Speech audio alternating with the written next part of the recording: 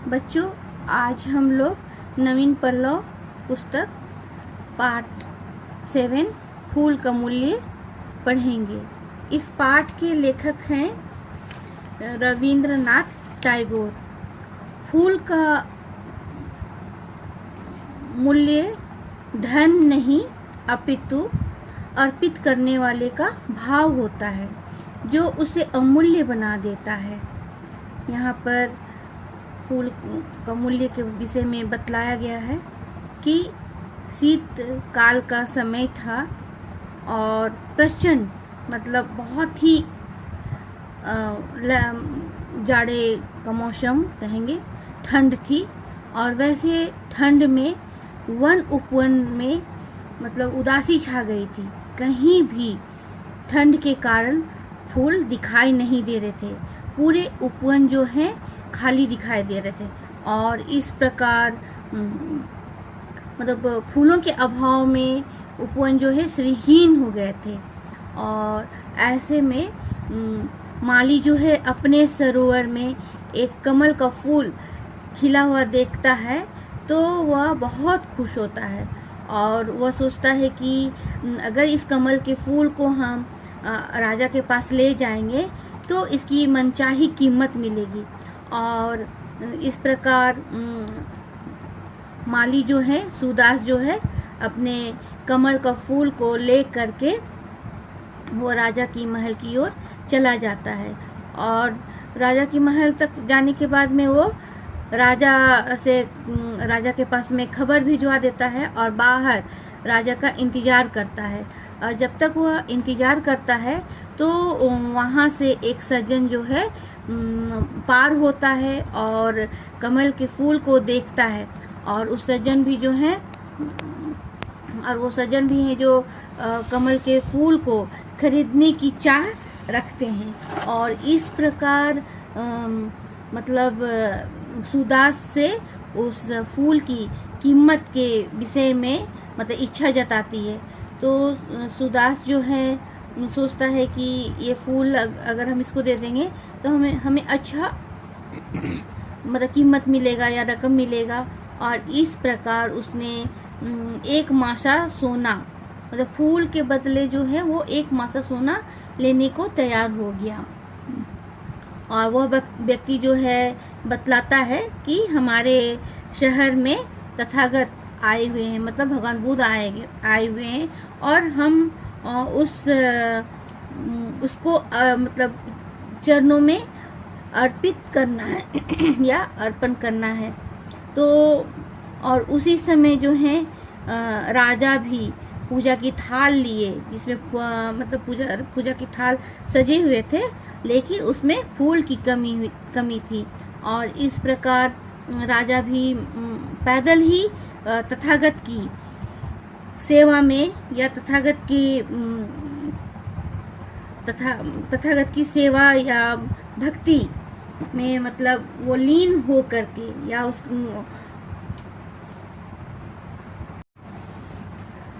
बच्चों, आज हम लोग नवीन पल्लव पाठ 7 फूल का मूल्य पढ़ेंगे। ये पाठ हम लोग रिवीजन की तौर पे देखेंगे और इससे पहले भी मैं आप लोगों को इस पाठ का विस्तार से बतला चुकी हूँ। फूल का मूल्य जो है इसके लेखक है रविंद्रनाथ टैगोर।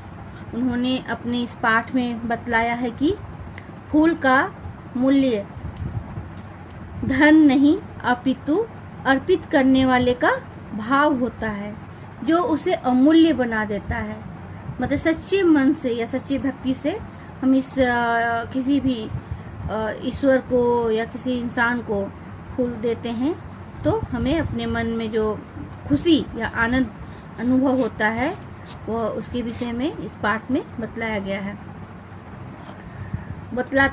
रविंद्रनाथ जी बोलते हैं कि शीतकाल का दिन था और शीतकाल की इतनी प्रचंडता थी कि पौधे जो है पुष्पविहीन हो गए थे और वन उपवन जो है उसमें उदासी छा गई थी। मतलब ठंड के कारण सारे बगीचे में, उपवन में कहीं भी फूल नहीं लगी हुई थी और फूलों के अभाव में पौधे जो हैं या उपवन श्रीहीन दिखाई दे रहे थे। और ऐसे वातावरण में सूरदास माली के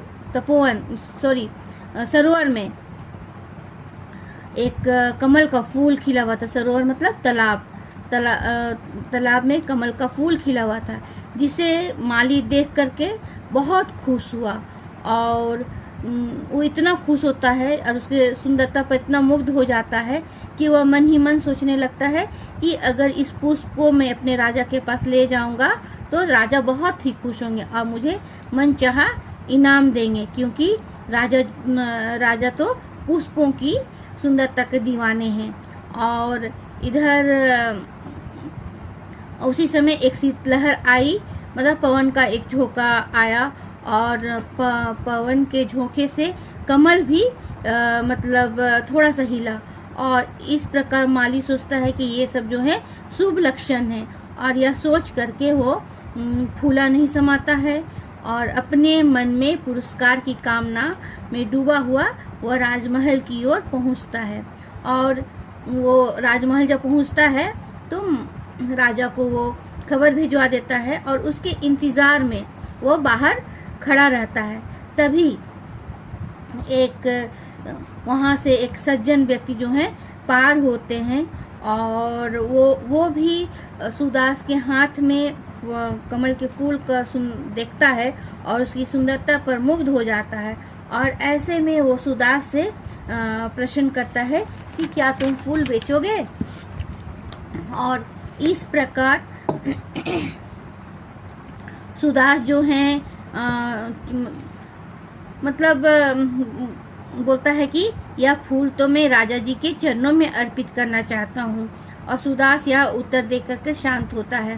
तो तुम यह फूल राजा जी को देना चाहते हो और तो राजा जो हैं राजा जी के चरणों में मतलब तथागत के चरणों में अर्पित करना चाहते हैं। और इस प्रकार सज्जन जो है कहता है कि मुझे यह फूल दे दो, हमारे यहाँ एक तथागत मतलब भगवान बुद्ध आए हुए हैं, मैं उनके चरणों में अर्पित करना चाहता हूँ, और बोलो इसका क्या दाम लोगे। और इस प्रकार कीमत की आशा में सूरदास जो है एक मासा स्वर्ण में मतलब उस फूल को देना स्वीकार करता है। और उसी समय सहनाइयाँ बज उठती है, मंगल वाद्य बज उठते हैं और सुंदर थाल में युवतियाँ जो हैं आरती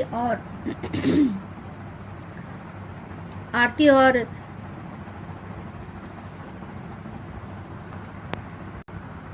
सुंदर थाल लिए वो पैदल ही तथागत मतलब भगवान बुद्ध की दर्शन के लिए निकल पड़े हैं।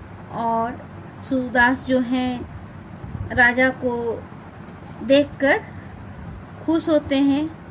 और इतने ही में राजा भी जो हैं सूरदास के हाथों में फूल देख करके बहुत खुश हुए, क्योंकि राजा जी के पूजा की थाली में फूलों की कमी थी।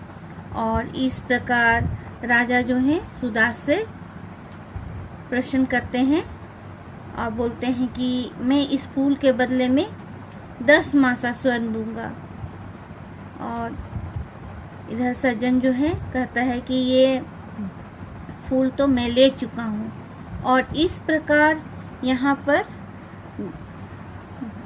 दो भक्त के बीच में मतलब बातचीत होता है। और ये कहते हैं मतलब सज्जन कहता है कि हम लोग जो हैं आज राजा और प्रजा नहीं, हम लोग यहाँ पर दो भक्त हैं जो एक ही व्यक्ति की दर्शन के लिए जा रहे हैं, तो क्यों ना ये फूल हम लोग दोनों लेकर के हम लोग उस व्यक्ति की दर्शन के लिए जाएंगे। और इस प्रकार राजा और सज्जन दोनों मान जाते हैं। राजा जो है उससे भी ज़्यादा मतलब 40 मासा स्वर्ण देने के लिए तैयार होते हैं। और इस प्रकार सूरदास जो है दोनों की फूलों की चाह को देखकर बहुत ही आश्चर्यचकित होते हैं और सिर्फ इतना ही बोलता है सूरदास कि मुझे ये फूल नहीं बेचना है।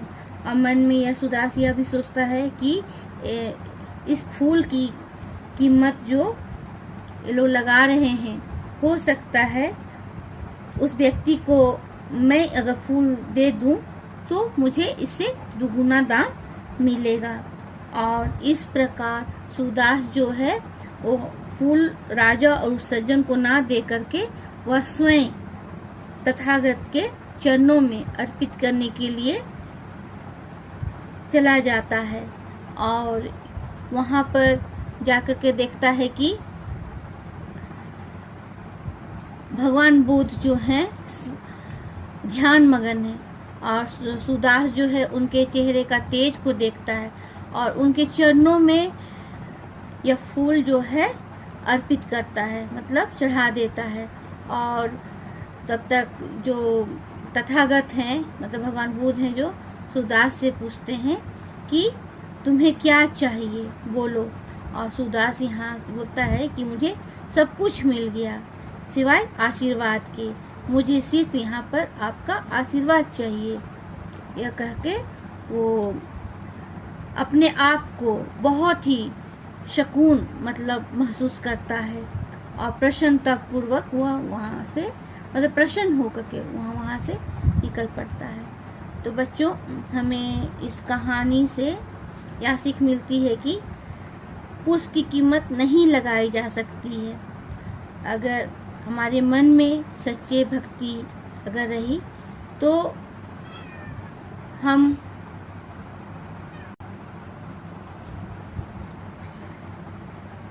यहाँ पर हम लोग यह समझते हैं कि सच्चे भक्ति के आगे मतलब कोई भी इनाम जो है बहुत ही छोटा है। राजा साहब और वह सज्जन दोनों इस पुष्प की कोई भी कीमत देने के लिए तैयार थे, क्योंकि वे दोनों उसे भगवान के चरणों में अर्पित करना चाहते थे। जब सच्ची तपस्या अपना तेज दिखाती है तो कितना भी बड़ा लालच क्यों ना हो, उसके आगे घुटने देख देते हैं। जो सुख भगवान के चरणों में अर्पण करना और उसे आशीर्वाद लेने में है, वह किसी इनाम में नहीं। यहाँ कहा जाता है कि कोई भी शोहरत उसके आगे फीकी है। और अब हम लोग पाठ में जो कठिन शब्द हैं उनको देखेंगे। अब यहाँ पर हम लोग कठिन शब्दों के अर्थ को देखेंगे। आपके पाठ में देखिए, नीली स्याही से जो पाठ लिखा हुआ है, नीली स्याही से जो शब्द लिखा हुआ है उस शब्द को आप लोग याद करेंगे और अपनी हिंदी कॉपी में लिखेंगे। यहाँ पर कुछ प्रश्न हैं। इस प्रश्न के उत्तर मैं पहले भी आप लोगों को बताई हूँ और इसको ध्यान से देखिए। फूलों के अभाव में पौधे कैसे दिख रहे थे? तो यहाँ पर आप लोगों को लिखना है, फूलों के अभाव में पौधे श्रीहीन दिखाई दे रहे थे। सूरदास क्या देखकर फूला नहीं समा रहा था? सूरदास सहस्त्रदल कमल में फूल सहस्त्रदल तालाब में कमल का फूल देखकर फूला नहीं समा रहा था। यहाँ पर क्या होगा? सूरदास सहस्त्रदल कमल के फूल देखकर फूला नहीं समा रहा था।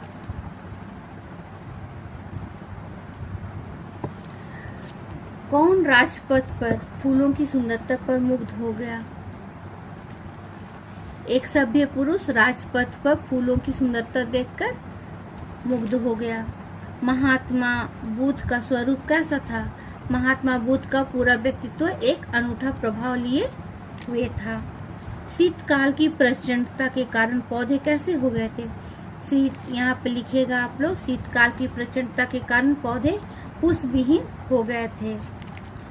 सरोवर के मध्य कौन सा फूल खिला था? सरोवर के मध्य कमल का फूल खिला था। राजा साहब किसकी सुंदरता के दीवाने थे?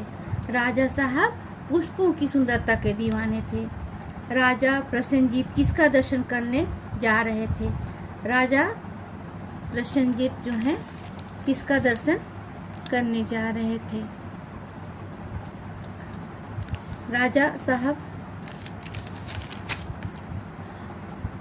राजा प्रसेनजीत भगवान का दर्शन करने जा रहे थे।